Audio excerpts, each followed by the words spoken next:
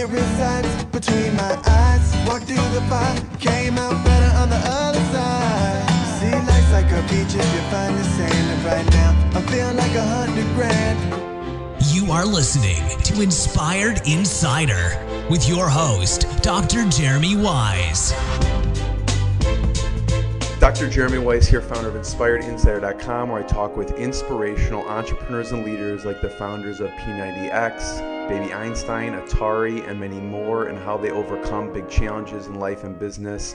Our sponsor today is Rise25.com, where entrepreneurs of 6, 7, and 8-figure businesses come together live and in person every few months to solve their biggest business challenges and leave with lifelong friendships. Check out Rise25.com. It's run by myself and co-founder John Corcoran. It's application only. Today, I'm especially excited. We have Chris Voss. He's spent 24 years in the FBI and was the FBI's lead international kidnapping and hostage negotiator for 4 years.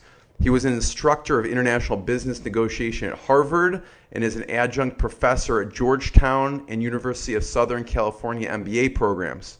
He has written one of my favorite books of all time. I do listen to 3 to 6 books per week, and this is one of my favorites. I've listened to it 3 times. He's the author of Never Split the Difference, Negotiating as if your life depended on it. And he founded the Black Swan Group, which is a negotiating consulting firm that applies his field-tested lessons of hostage, crisis, and kidnapping negotiation to the business negotiation world. Chris, thank you so much for joining me. Thanks, man. An absolute pleasure to be here. Thanks for having me on. It's my pleasure, and there's so many good stories, but there's practical advice all along the way in your book, and I wanted you to give people an idea on what your methods can do.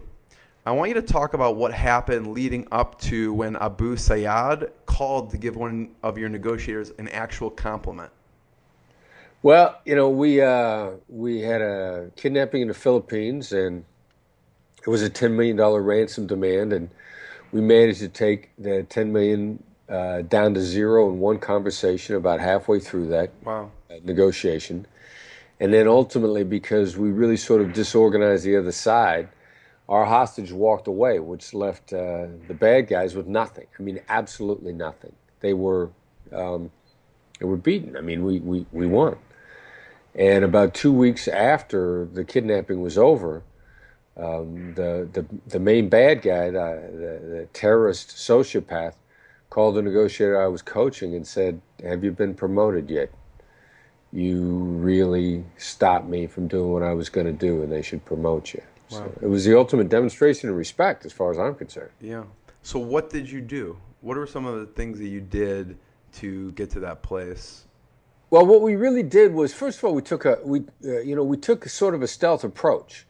I mean, empathy, tactical empathy, weaponized empathy, military-grade empathy. I mean, it is a stealth weapon. It's an absolute stealth weapon, especially with the hostile adversary. And we took this tactical, empathic approach where we knew we would sugar breakthroughs, we would break down his defenses, we knew that we'd remove all of his aggression with it. I mean, empathy removes aggression. And the other side has no idea that you did it to him. And, you know, the hallmark of that is when you get the other side to say, "That's right." Not "you're right." You know, "You're right," we joke in my company, is the equivalent of F off. Right. You know, "you're right" is what you say to people that you want to maintain a relationship with, or at least you try not to make them mad, but you want them to shut up and go away. Right. That's why we say "you're right." And that's why it's really bad. But when you say "that's right," it triggers changes. I wish I had the brain science behind it. We haven't got it yet. But I know it triggers changes. Yeah. And so we decided we had one goal in one conversation with this killer. We're going to get him to say "that's right." We're going to summarize everything, how he's coming from and how he feels about it. That's the important thing. I said to, what the difference this makes is, I said to Andrew Ross Sorkin when I was on Squawk Box on CNBC, I said, "Don't be afraid to say what the other side thinks is true." And he was like, "What?" You know, I'm like, "Yeah, it's even not if it's something bad. you would expect, especially if it's bad. Yeah. Especially if it's bad." And so that's what we did with this terrorist killer in the Philippines. We said what he thought was true, so that he has no argument. It's what happens to people when you take all their arguments away. Yeah. It stops them dead in their tracks. Excuse me. And so he literally said, "That's right," and went dead silent. I mean, there was this incredible moment of silence between the killer and my negotiator. Right. And then after they just kind of sat there, and a moment is 3 seconds, which seems like an eternity. And he said, let's talk again in a couple of days. And at the start of the conversation, there was a $10 million ransom demand.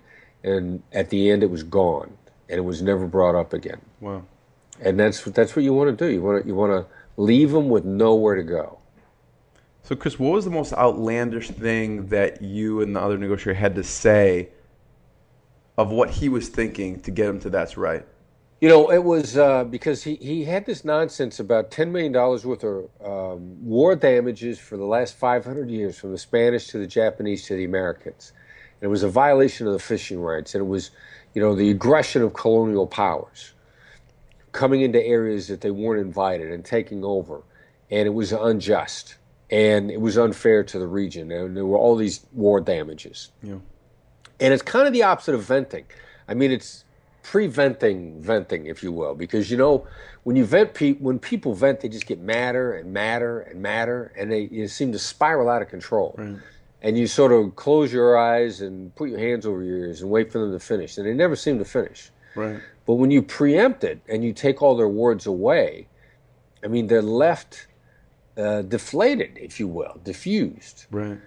And that's exactly what happened in this case, especially when you say it from their perspective, because they got nothing left to say. And some of the brain science I know now, every thought that we have runs through the caveman part of our brain, the amygdala, the lizard brain, the chimpanzee brain, however you want to view it. Yeah. And it shuts that section down. Yeah. And there's actual brain science now that shows how that shuts down. And it kind of leads, if you say something to somebody that catches them off guard, I mean, they actually become disoriented. You see them shake their head because they lose their balance. Yeah. I'm sure Sabaya almost fell over when we did this to him. I'm really curious, when he gets on the line, when you get on the line with him for the first time, what did he say? What's the tone of his speech, and what did he say? Well, he's demanding. Is it super aggressive, or what does it sound like? It's Donald Trump. This is what I want. I want it now. Give me an answer, yes or no. Where's my $10 million? I want it now. I mean, that was what we dealt with from the very beginning. And we just, we came back at him soft. And when you don't fight back with a fighter, they punch the air and they punch themselves out. And then when you diffuse their arguments, they punch out even faster. And that's what we did to them. Yeah. My favorite "That's Right" is with your son. The story about with your son. Right. Yeah. And so same thing, trying to get a "that's right" out of somebody. So my son's playing football. I like the parenting one. So yeah, that's one of the motivations of reading the book. There's business applications. And the parenting, it's like my 3-year-old trying to get their shoes on. It's like a hostage negotiation. Like I can't get them to do it. So yeah. You think dealing with a terrorist hostage takes it's a 3-year-old, right? Right, exactly. Or a 13-year-old.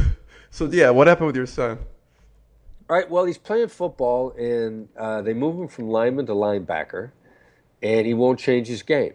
Linemen hit everything. Linebackers dodge and weave and bob. Right. And as a lineman, that was against his code. The code of the lineman is to crack everything you see and knock it down and smash it. Right. And it's a complicated blue-collar Nassau kind of a job because you're trying to hit moving targets. Now, the linebacker is, linebackers probably hate to say this, but a linebacker is a little bit of it's a little more of a ballet dance. Be careful, because your son's, 6'3", 325, so 6'3", he could take you. Yeah, well, that's what, thank God I raised him right? He believes in right and wrong. But the linebacker's got to bob and weave. The linebacker's got to dodge. And he's not doing it. And I'm trying to figure out why he's not doing it. And I realize that he thinks it's cowardly. And so, and I'm telling him, and a coach is telling him, and every time we tell him he's got to change his game, you know what he says? You're right. You're right, yeah. Which is shut up and leave me alone. Yeah. And of course, every time he said that to us, we thought, we scored a victory. And he'd go right back to doing what he was doing before. So I'd take him off to the side, and, I say, you think that dodging someone who's trying to hit you is cowardly. You think that getting out of the way of someone who's trying to knock you down makes you less of a man. And it almost sounds like I'm trying to talk him into his position, but that's the way he saw it. Mm-hmm. And as soon as I said that to him, I mean, he literally just kind of goes silent, and he looks down and he looks around and he says, "That's right." And he started dodging blocks the very next day. And so I think in the book you talk about they go undefeated. The team He won every game. After he made that adjustment, they were winning anyway. Yeah. But every game he played in, they won. Wow, that's amazing. How did you figure out that that's right was that you should be consciously using it? Because you probably unconsciously were using it. When did you figure out that you should consciously use that? Well, I took it for granted. It was one of those subtle, obvious things because I kind of learned it as a fundamental sort of crisis intervention 101 from my days on a suicide hotline. Yeah. And I don't think that I'd specifically identified it really until I started consciously identified it until I started business negotiation. Yeah. But I look back at breakthrough moments and they all revolved around that's right. Mm. And like I said, it was something that I thought it was obvious. And, the subtle obvious is maybe the key to the breakthrough, the black swan, if you will, the tiny little thing that makes a big difference. Right.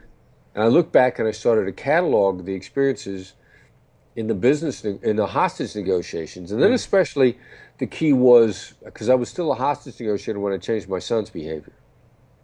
And in pulling the book together, the one game changer more than anything else, because don't try to get yes. The original title of that chapter when we submitted to the publisher was "Yes is the last thing you want to hear." Yeah. And the publisher was like, "What? That's crazy. How could yes be the last thing you want to hear?" Right. We're like, it's a paradigm shift. Yeah. Yeah, it's a complete paradigm shift. It's something completely different. And it was really why when we laid the claim that getting to yes is dead, that this is what you've heard about trying to get yes is wrong, this was a key issue. And then we went back and I started teaching in the classes I had at Georgetown, and people just started getting huge breakthroughs.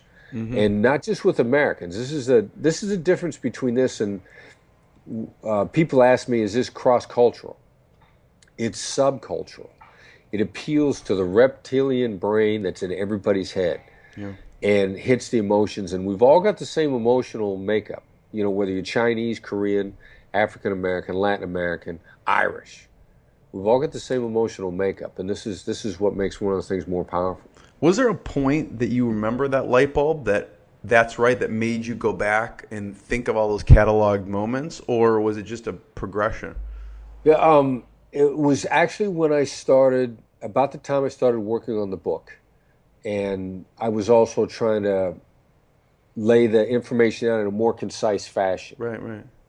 And then to make a point, the best way to make a point is to make it 3 times from the same different ways. Right. So it becomes three-dimensional. And the most three-dimensional point from a hostage negotiation to negotiate with my son to like a litany of business negotiations was the that's right moment. And when I pulled it all together, nice bang, it was a light bulb for us.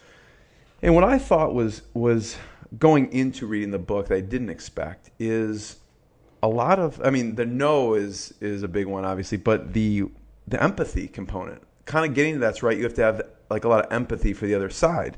And this goes into what we were talking about before we hit record, which people sometimes view negotiation as horrible. And what's fascinating is you see women don't want to read the book. Yeah, and it's frustrated me because I think if anybody's natural born for this kind of approach to negotiation, which is ridiculously effective, by the way, it's women. And again, I also worry about natural born. I think the step from sympathy to empathy is a shorter step from aggression to empathy. Now, sympathy, there's problems with sympathy, but society wants women to be sympathetic. And so there's a tremendous amount of social feedback to try to get them to be that way. And society has historically, I think, raised men to be more competitive. We have combative sports. We have football, we have rugby, we have hockey, which women are now just slowly becoming a part of. The first organized hockey game I ever saw, I'm happy to say, was the women's Olympic team playing hockey, which I thought was awesome. I loved it. But so the societal pressures have really been more against women to be competitive and to be attacked. Yeah. And I think that's one of the differences. But, like I'll run a Facebook ad for my book or some of our negotiation teaching, and I'll open it equally to men and women. But I'll try to earmark interest in negotiation. No women click. No women show an interest in negotiation. And there's a woman business executive, remarkably effective in Silicon Valley, that I was talking to recently, and her fiance's trying to get her to read the book, and she says, I don't want to read a negotiation book. I don't want to get into conflict. It's like, no, read this book. This is different. Yeah. And she flat out told me before it was recommended, she says, I don't want to read a negotiation book. I don't want to get into conflict. Right.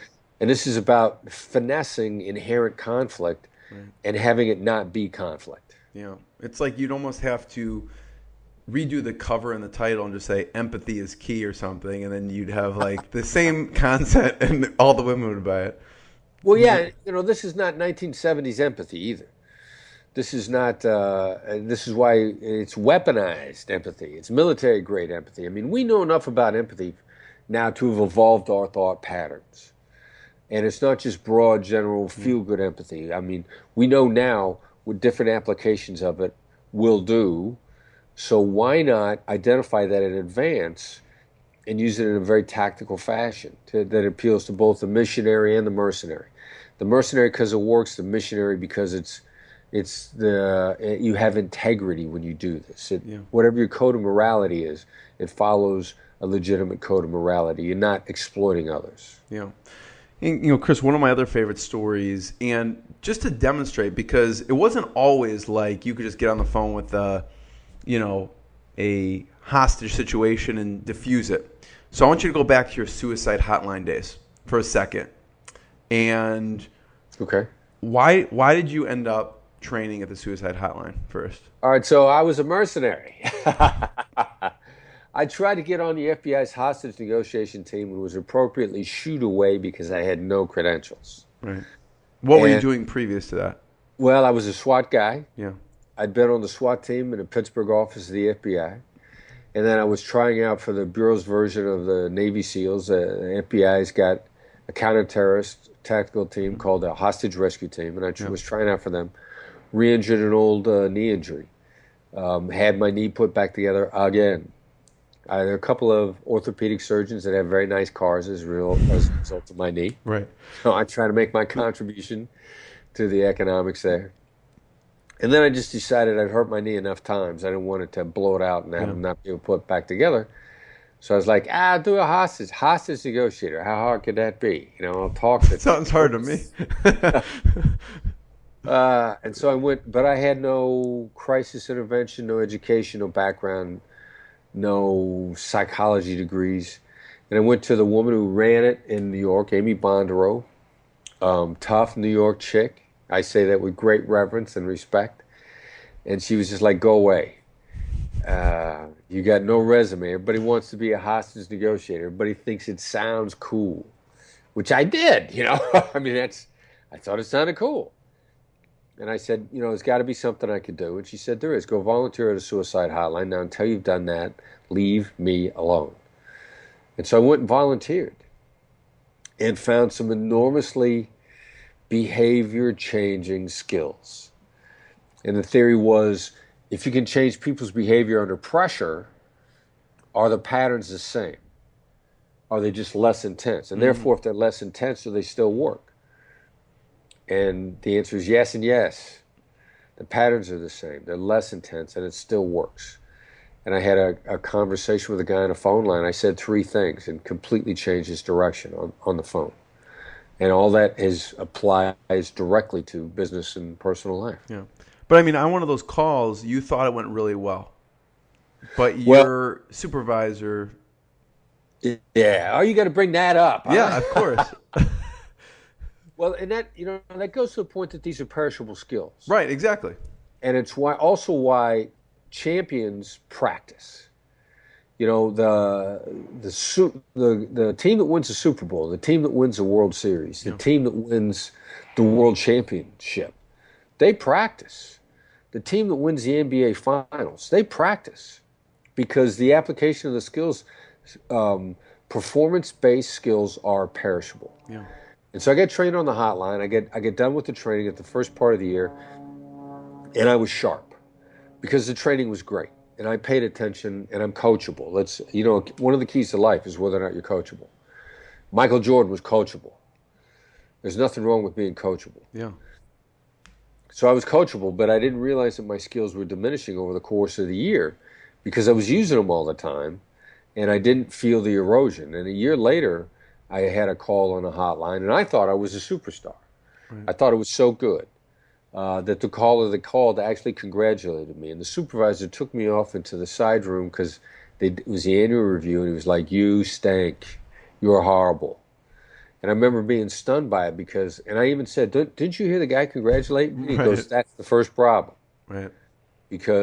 And let me tell you why. And he laid it all out for me, and that was an aha moment in appreciation for training. You got to train. You can't rely on the application of the skills alone to stay sharp. It just doesn't work. What was a big takeaway from the training that you still use? Conscious practice and practice in low-risk situations and using it in day-to-day conversations. And, Tony Robbins likes to say no extra time, net time. You're going to have those day-to-day conversations anyway. So if you know what a couple of the skills are, mirrors, labels. Yeah. Use them in a day-to-day conversation where you got no skin in the game. You're going to have those conversations anyway. Yeah. The person's going to like you more, and then you're going to be able to perform when you have skin in the game because you will have practiced, and you've got feedback too. I mean, in a normal conversation, and that was really because the first time I tried to use one of the skills with the woman who's now the ex-Mrs. Voss. And I applied it the same way I did on the hotline, and she blew up. I mean, screamed at me, yelled. What did you use? Well, the go-to label, if you will, on a hotline is anger.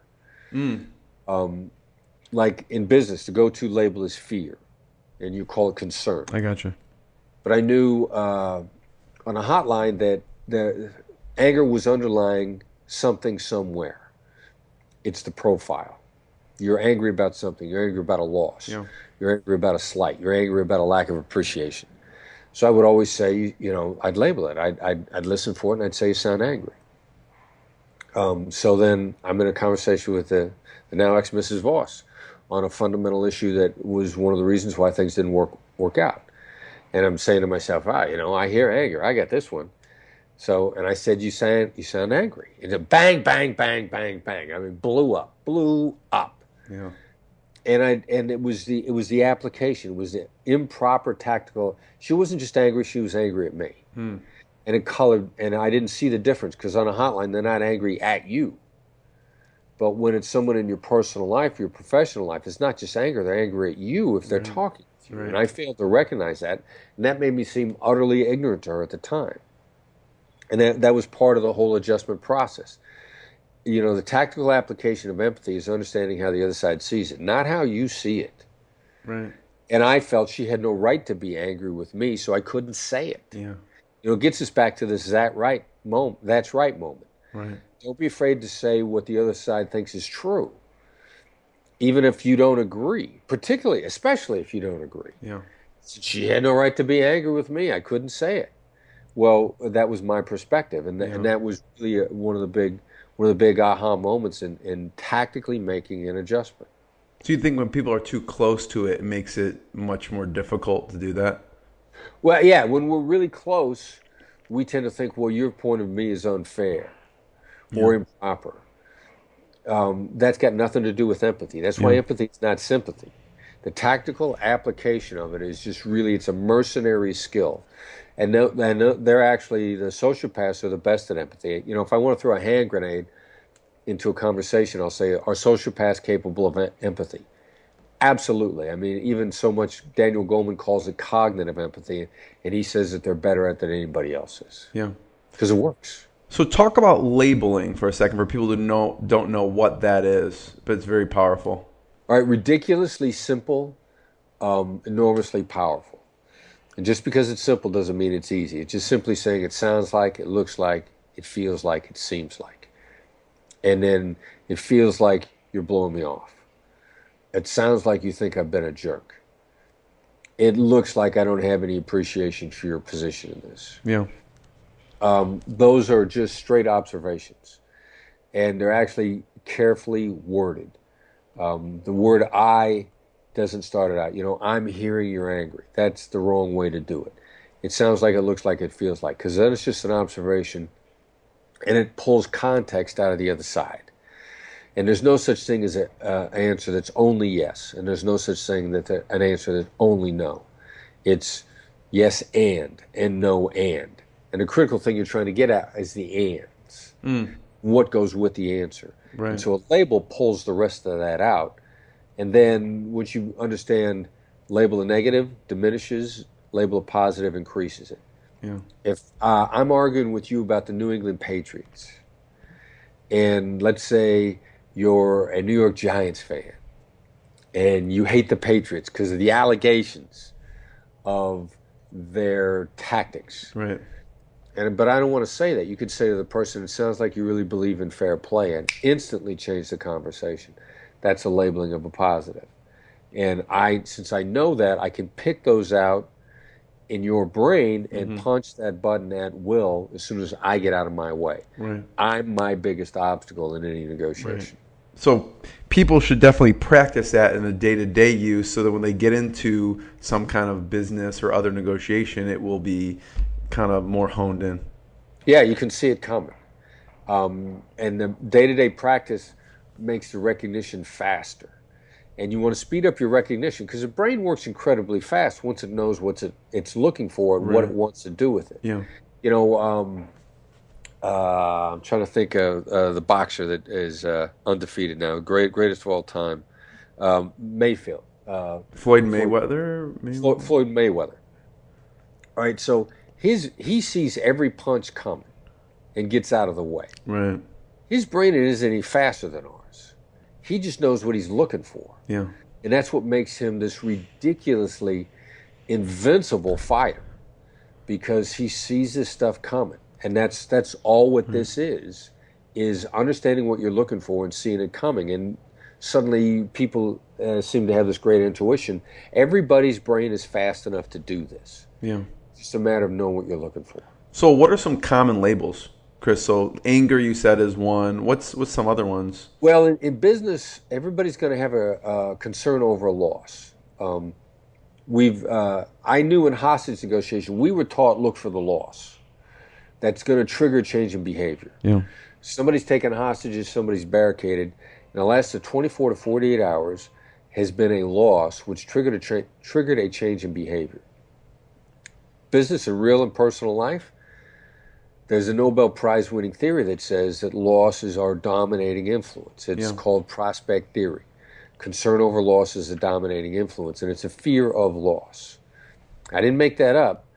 The architect of that theory, Danny Kahneman, won the Nobel Prize because it's so right on. Right.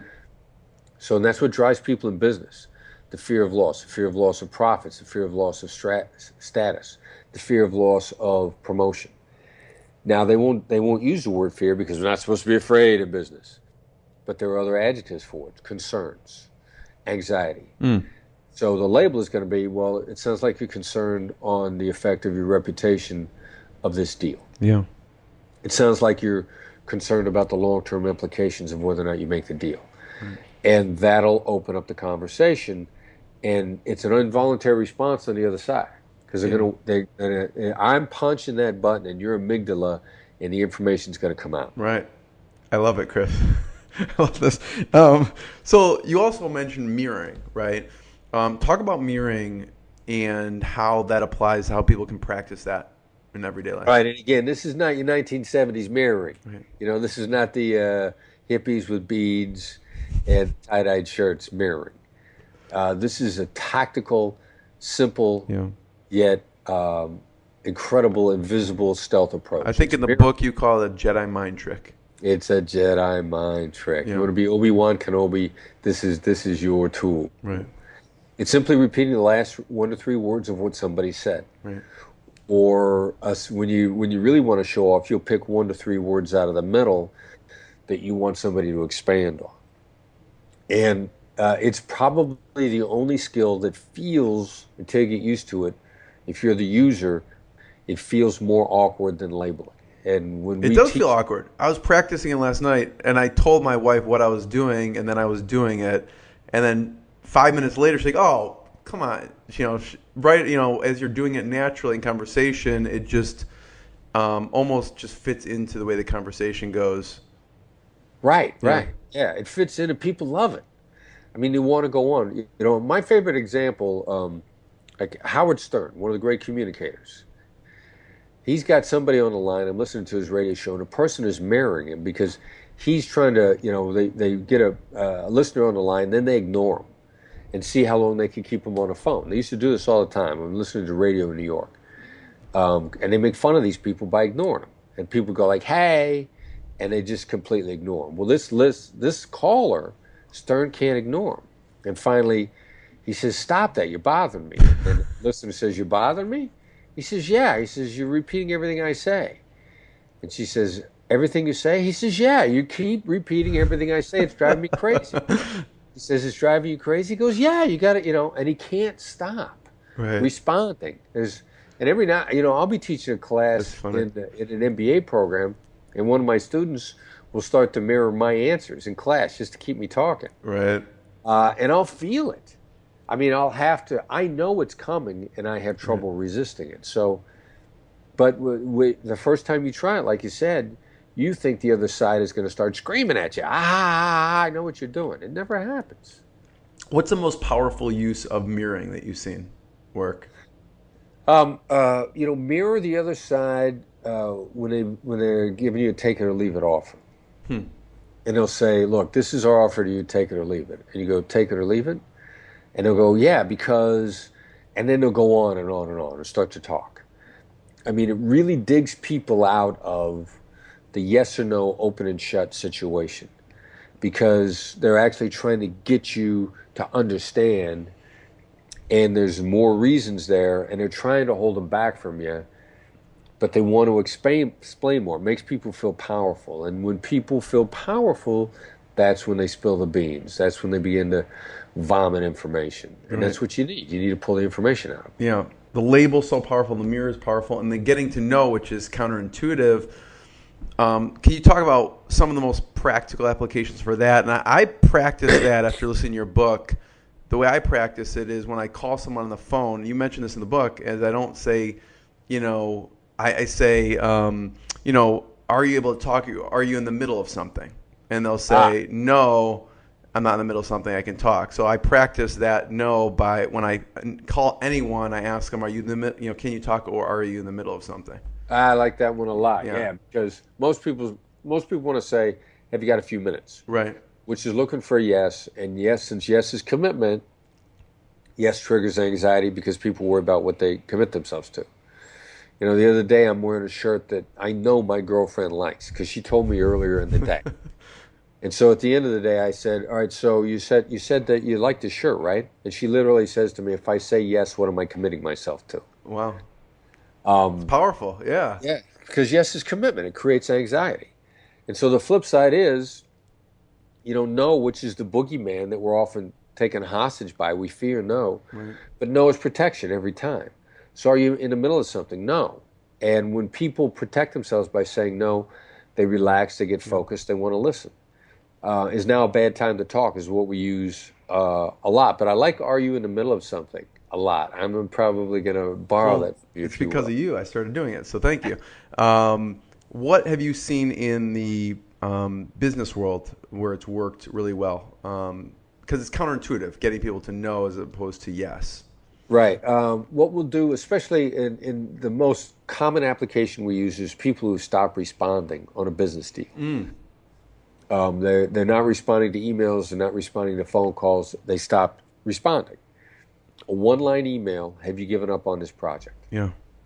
Instant response, 3 to 5 minutes.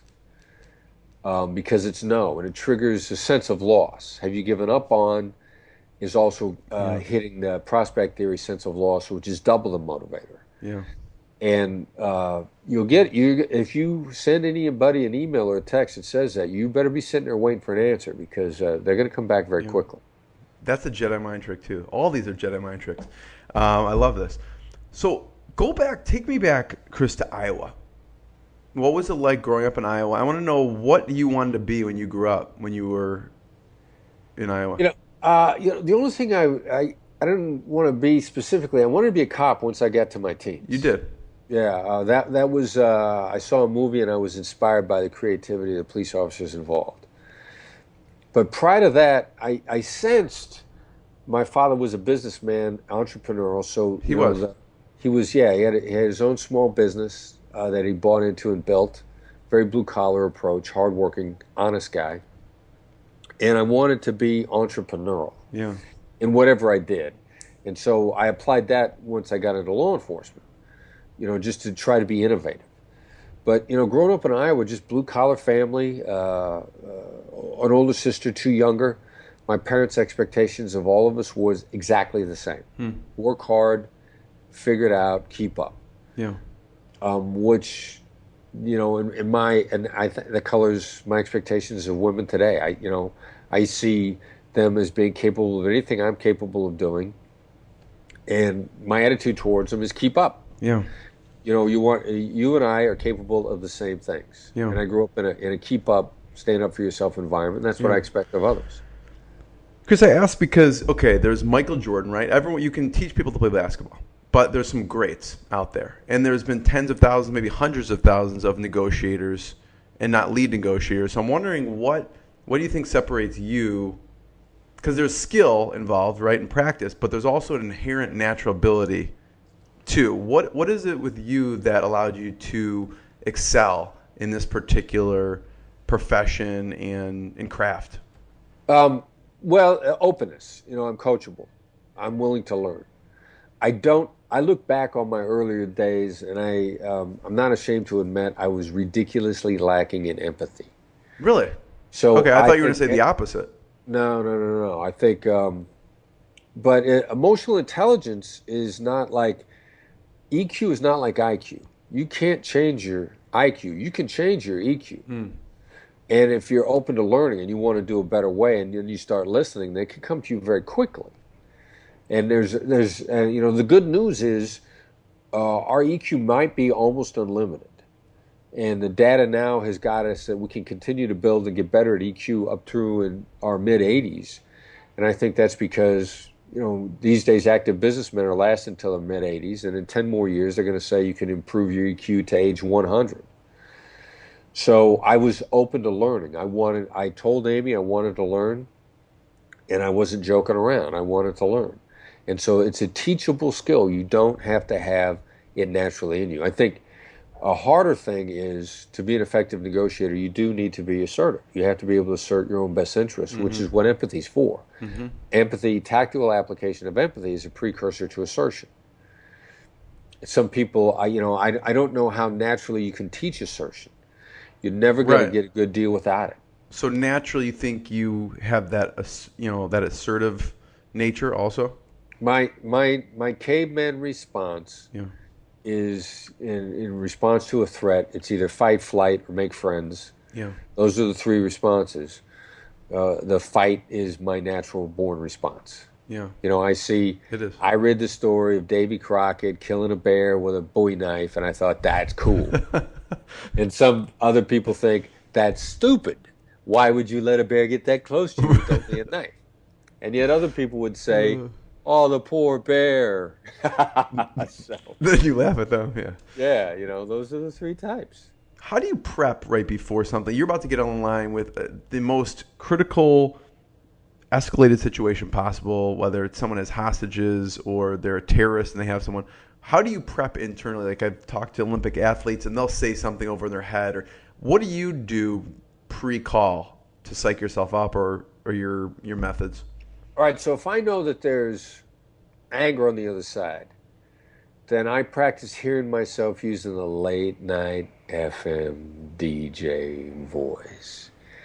I'm just here to help us both work this out. And that'll put me in that zone. Mm-hmm. Now, if I'm upset, then I'll tell myself, I'm lucky to be having this conversation at all. Because a positive frame of mind puts me in a 31% more effective frame of mind. My brain will work up to 31% faster if I'm in a positive mood. Mm-hmm. And the rest of it will come to me. I'll think faster. I'll figure it out. I'll be more empathic. And you'll like me more. And you'll be more likely to make a deal. And I actually had this. I was rehearsing in my brain a conversation with someone I was unhappy with, and I couldn't think of the right labels. Mm. And the minute I stopped myself and I said, the only reason you're having this call is because you're successful. And this person is bringing business to you that you wouldn't have otherwise. You're lucky to be in this call. Mm. And as soon as I had, I know it's a cliche. You were grateful. But the attitude of gratitude puts me in a positive frame of mind, and I'm smarter. And I'll do better in a business negotiation if I say, look, I'm lucky to be talking to you at all. Yeah. It's a sign of success. Yeah. I love that. How did you, again, like you have these terms, like the label, the mirroring, how did you come up with the DJ voice? Because that's, again, something you may have just done naturally to soothe the other side. How did you actually realize consciously you were doing that? That was an accident. That started when I was first training on the Hotline. I think because I was nervous in the skills, and I was so focused on the skills that, when I'd answer the phone, Hotline was helpline, and I'd say, hello, this is helpline. And after the first call I did that on the phone, the reviewer said, man, your voice is great. And I went like, wow, what did I do? I had no idea. So I played it back in my head, and I heard myself doing that. And then I tried to think of the descriptor, and somewhere along the line, I realized it sounded like the late night FM DJ. Mm-hmm. For those of us that grew up listening to FM radio. Right. I was listening to an interview with you, Chris, and you, I think, said that sometimes, or maybe it was in the book, up to 7 people are listening sometimes on these hostage calls. So what is everyone listening for? All right, yeah. I mean, it's in any conversation, there's like this smorgasbord, this buffet of potential information. So we're listening to adjectives. Yeah. We're listening to tone of voice. We're listening to inflection. We're listening to the between the lines descriptors when someone's really passionate about something. We're listening to personal pronouns. Are they plural or are they singular? The more they use plural pronouns, the more powerful they are. That's interesting. The more they use singular pronouns, the less powerful they are. We're listening to whether or not they use profanity, their choice of profanity. We're listening to how long they talk. We're listening to the change in tone of voice.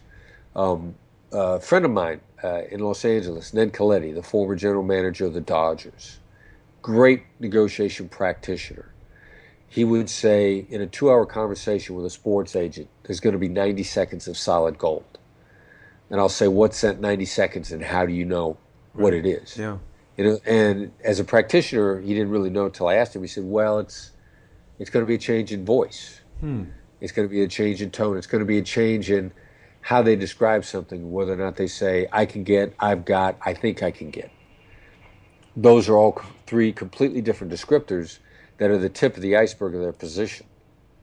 And so his characterization of positions. And that's Floyd Mayweather Jr. again. Ned Coletti knowing what to listen for but not being able to explain it. Right. But he knows what he's listening for instinctively over time. And that's why, he and I, when we talk about it, we've given presentations where he's a great practitioner. I'll interrupt him and I'll say, all right, here's what he's doing. Right. This is what he's listening for. Michael Jordan, the great performers are rarely great coaches. Right.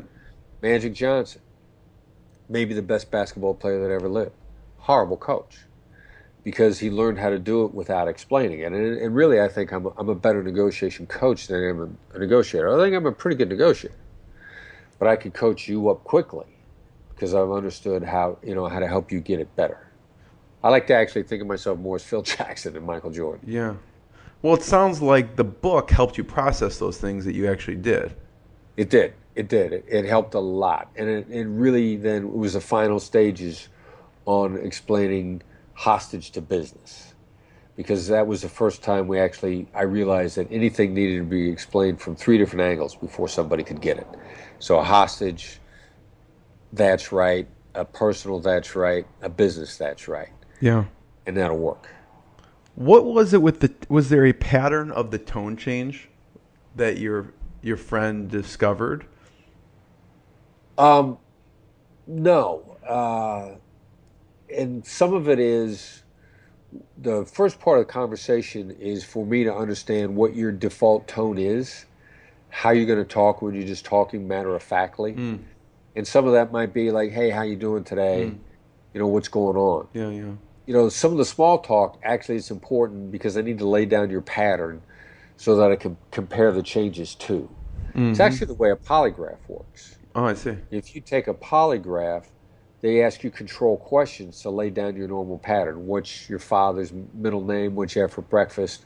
What day of the week is it? That's your normal pattern. And then as soon as you change away from that, I see. all I need to do is look for the change once I've got your go-to pattern. It's almost like a tell and poker, maybe, somewhat too. Exactly. Right? And it's a version of a tell. The problem is when you're looking for tells, somebody might have 75 tells, but you've got one normal pattern. Yeah. So if I know your normal pattern, all I need to know is when you change. Yeah. I don't need to know whether it's a change of tone of voice, whether it's a hesitation, whether it's you hold your breath, whether you look up and left, or whether you look down. Because you do all those things at different times. I just need to know it's a change. Yeah. There's one thing in the book that you talk about is there's always leverage. Right? And I understand that, but in these like high pressure situations, it almost seems counterintuitive. When was a time, and you know that now, but when was there a time that you thought you didn't have leverage before you realized there's always leverage?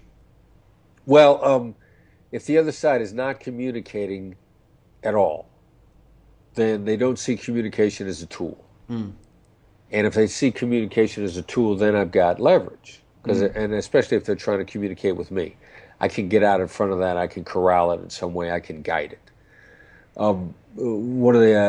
As a hostage taking, we had to learn early on that if the hostage taker either wasn't communicating with us at all, or he put somebody between us, he's putting up a barrier, and that's a problem.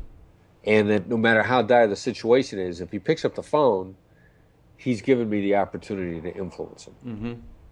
And so then I just took it for granted. If they picked up the phone, I got a shot. It might not be a high percentage shot, but I have a shot. There is a thread. If I listen to the thread, I can pull on it gently and I can unravel.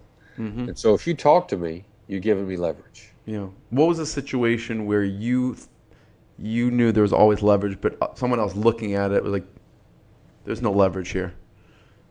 Well, I think with our terrorists in the Philippines, and especially with terrorists, they start making threats. And you make all these presumptions. There's a terrorist, they won't listen. They're making threats. They said it, and so therefore they meant it.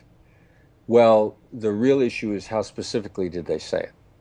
And I'm looking for anything that's vague. And as soon as it's vague, I know that's my way in. Where are the vagaries? And so if we don't get our money, we're going to kill the hostage. There's a lot of vagueness because they didn't say when, and they didn't say how. And it's beginning to understand the specificity of the threat: who, what, when, and how. If any one of those are not there, then there's a vagueness and there's a way in. Yeah. Some of the influential books for you, besides your own. You referenced the No book a lot. Start with No. Jim Camp's book, Start with No. Camp's theory was if you make people feel like it's okay to say no, you preserve their autonomy and they relax. That's really what hostage negotiation is all about. Yeah. And because people will die over their right to say no. Now, and Camp says that in his book. So what we did was, all right, so if their right to say no is that important to them, what happens psychologically when they actually say no? And that's where we took that to the next step. Yeah. So Camp's book was very influential. The chapter from Bob Mnookin's book, Beyond Winning, the chapter called The Tension Between Empathy and Assertiveness. Yeah. I mean, I still assign that. And that chapter that Bob Manukin wrote makes that entire book worth it, because he does such a beautiful job of explaining empathy that you kind of need to understand that to understand tactical empathy. Right. And so I like I said, I still assign it. I'm still assigning stuff from Daniel Goleman's recent book, Focus. And he breaks empathy down into 3 types of empathy. One of them is the cognitive empathy that I practice. And I think that's enlightening also. So, those are bits and pieces here and there of some really good stuff that's out there. Anything written by Adam Grant is extraordinary. His book Originals is very powerful. Yeah. Yeah, Give and Take was fantastic also. Yes. So why did you decide to write the book? I felt like that there was always a book there, but we needed to make sure that we sort of had an entire process from beginning to end, and how all the skills applied. And then we discovered some truly new stuff. I've been applying the hostage negotiation skills at the McDonough School of Business at Georgetown to great effect for a while. Yeah. And we kept, labels. We really refined labels and made them very tactical. Getting enough solid feedback to know how powerful the word no is, and that it could be a game changer. Yeah. And then getting enough instances of that's right as game changers.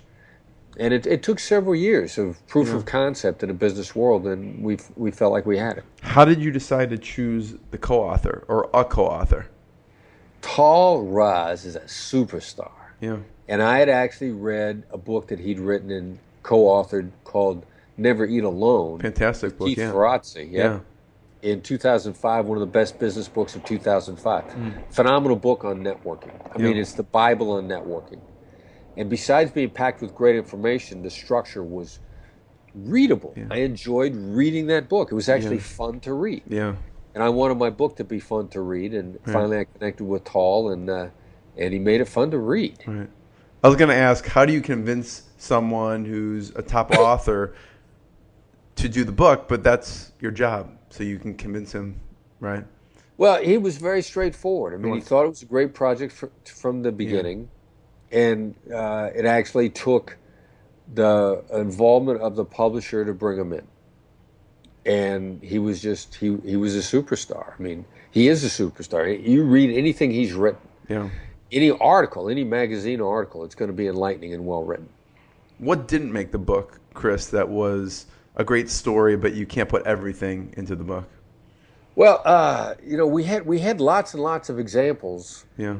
What was one of your favorites that maybe got cut out because there's something? I'm not sure if I've talked about the Christmas tree so many times, the negotiation between the husband and the wife, that I'm not 100% sure that it's in the book. But it was, never be so sure of what you want that you wouldn't take something better. Right. And it's, the husband wants an artificial tree, the wife wants a real one. And the husband's got a ton of practical reasons. He's absolutely convinced it's the most practical answer. Right.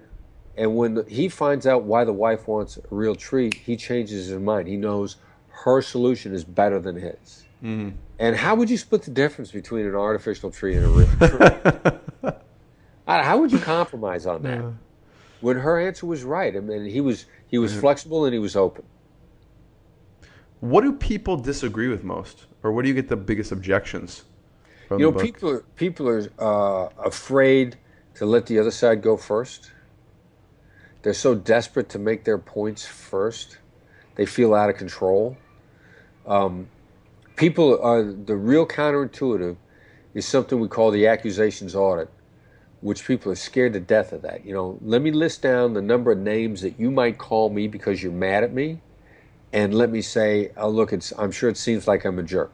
I'm sure it seems like I don't care about you. Yeah. I'm sure it seems like I'm trying to bully you. People are horrified to do that. Horrified. Because they want to say, I don't want to seem like a jerk. They want to deny it.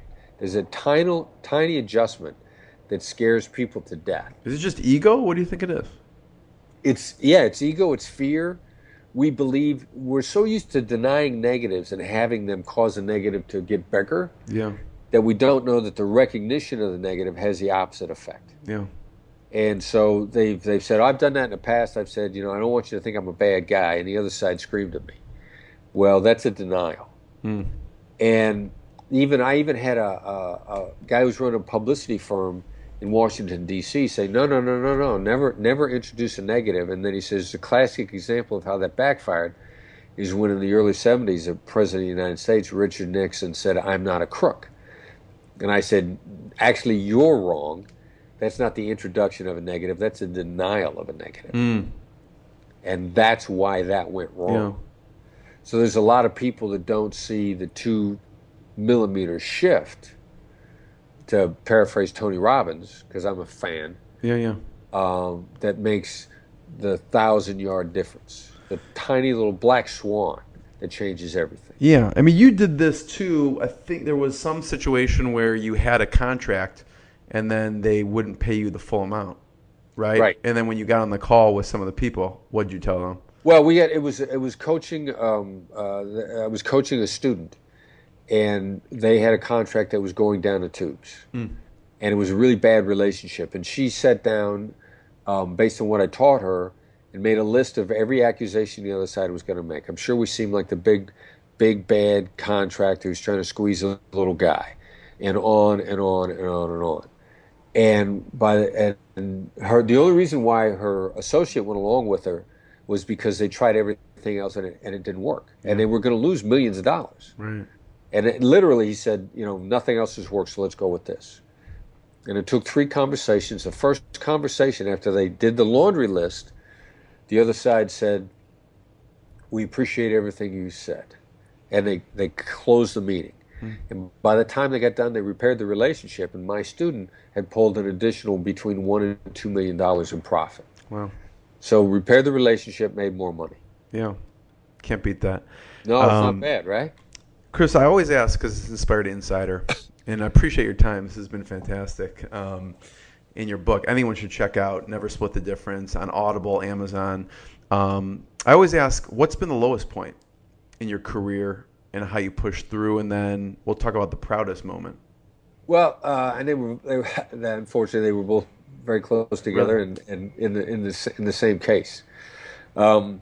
When I get the call at about 5:30 in the morning that Martin Burnham had been killed in the Philippines, to me that was a lowest point professionally, personally, that I had in my entire career, because I thought we were going to get him out. And the high point had been about a month and a half earlier, when the director of the FBI came to the Philippines, and we thought we were going to get him out, and we were implementing a brand new strategy under the United States government.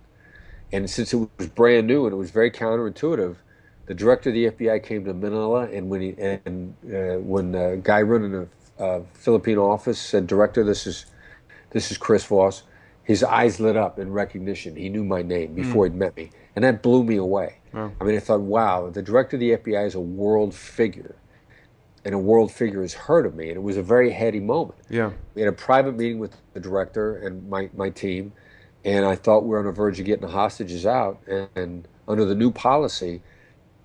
And I told him that. I said, I think there's a 70% chance they're out by the weekend. And and things started to go bad immediately thereafter. And 2 months later, I get the call that Martin Burnham was dead, and it's self-indulgent for me to say that it was bad for me because it wasn't a member of my family that died. Right. It was nothing compared to what the Burnham family went through. Right.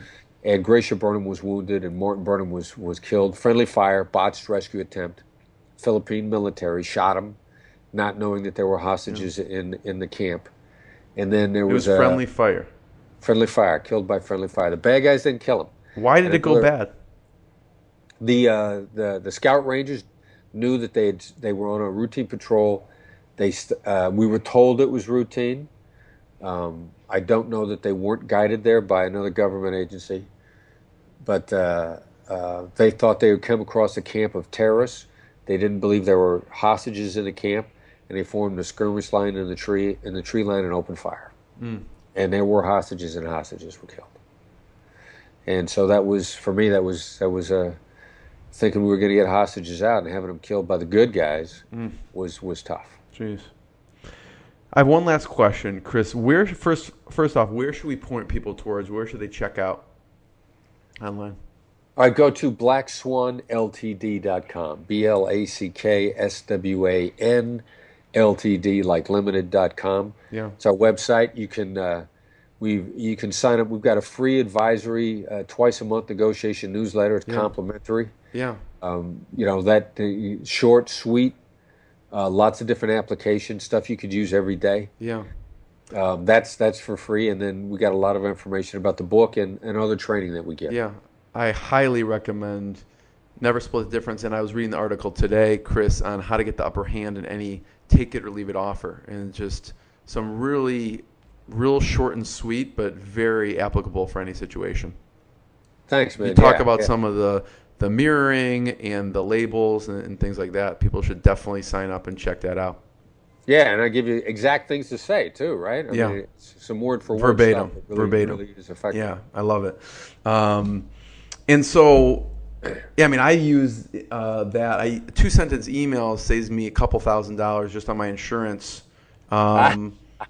because I asked the question, how do we get this to be lower? Or how do we? I think I said, like, how can we lower the rate? ? And that one sentence will save me thousands of dollars. Yeah, because they immediately came back with lowering it. Yeah, beautiful. So, nicely done. So thank you. Well done. Yeah. Last question. Tell me what you learned from your son. So he's been negotiating with you since he was 2, right? Pretty much. Yeah. So, and he works with you. Yep. Right. Yeah. So what's his role, and what have you learned from him? Well, he handles. We've got a lot of internet web-based instruction. He handles that entirely. Yeah. He's really advanced the understanding of the 3 types. What do you mean? The fight, flight, or make friends. He's been fascinated by that and has really seen the differences in the reactions. And then a lot of times we're talking stuff through. There's a phrase that we use, forced empathy. I mean, why do you use empathy with someone? Because you want empathy in return. And what are the trigger moments? What forces empathy, whether the other side likes it or not? And that's why you're trying to set up this entire dynamic. So he's really added to the depth of thought on the types and the tactical use of empathy. And he actually, as I've come to find out, got himself out of trouble as a teenager all bunch of times. Unbeknownst to me. And I don't know if you have a few minutes or not, but I'd love to have you talk about some of the services you offer at Black Swan. Do you have another call right now, or? No, I'm good. Okay. So talk about the services that people, like, what can they hire you for, or your company for, or what can they explore online outside of the book? Well, we'll help you get better at negotiation through some of the. We've got an email negotiation course that's coming out. That is out now, but you get 1 lesson per day for 24 days. Nice. Which gets you past the 21-day rough threshold of bringing on a new skill. It takes about 21 days of practice to make something more a part of your bones. Yeah. And that's the design of that. We've got. What's the structure of that? So it's an online training, so they'll get an email, different practice lessons. Right. You get a short, sweet lesson into your inbox once a day. The idea is, since it's short and sweet, it's easy to digest. You can start your day sort of aligned with another aspect of a negotiation skill. Yeah. So it's a great way to start your day. Yeah. And to make your negotiations that whole day more effective. And so we've got that. We've got the newsletter that comes out. We've got some in-person training that we're going to do in New York later this month. Yeah, I saw that. Yeah. It's you and someone else, right? Yeah, well, it's Jim Camp's son, Todd Camp. Oh, got it. Because it's the ideas are very complementary. And Todd's got a very effective coaching model that we like a lot, and we've just been collaborating as much in appreciation to how much I like their approach. So we're giving you a dose of both. So people can companies hire you to do something like a training too? Also? And we'll tailor training for your company anywhere from a half a day to 2 days, with a lot of supporting stuff. Yeah. We can come out for a day, and then we're going to want to coach you because a day is a short period of time. Yeah. But we've got a lot of follow-on stuff so that it becomes part of people's bones. So there's training and coaching. We can be your wingman in a negotiation, but really, you'll get farther if we coach you. Because their defenses go up if you're there, or why? Well, I can get you better at negotiations faster than you can explain your business. So I'll help you get better at picking out those 2 millimeter changes. Yeah. And you'll get it faster because you know your business better than I do. Right. I can help your negotiation aspect. And so that's why we coach. Yeah. Who are the companies that you've found tend to find this the most valuable? Like they see the inherent value right away. What type of company? It's more people. And it's the whale hunters, if you will, the big producers, the people that are looking for game-changing skills. Yeah. So I'm just saying, because if people are looking and they have a referral to give to you, like myself, who would be like, what would give me an idea of an example of companies or people who have hired you? I'm giving you. If you don't already think that you're automatically a good negotiator, I mean, IT companies, the one industry that isn't kidding itself about how good it is about negotiation are really IT companies, because they're making their success based on nonverbal communication by and large. I'm actually trying to expand a little bit more into Silicon Valley these days. Yeah. Because everybody else on the planet, if they're successful in business, automatically assumes they're successful as negotiators. Right. Chances are you're succeeding in spite of your negotiation skills and because of your business acumen. Right. And they're compensating. Well, you've at least learned what terms are going to kill you, and you're not taking those terms anymore. Yeah. And you've been suckered enough times by hope that you're no longer taking a contract because it's going to bring you great stuff in the future. Yeah. There are tangibles here that you can harvest. Yeah. So a lot, but if an industry, if you will, a little bit more of the internet-based industries, I think are where we're going to expand more. Yeah.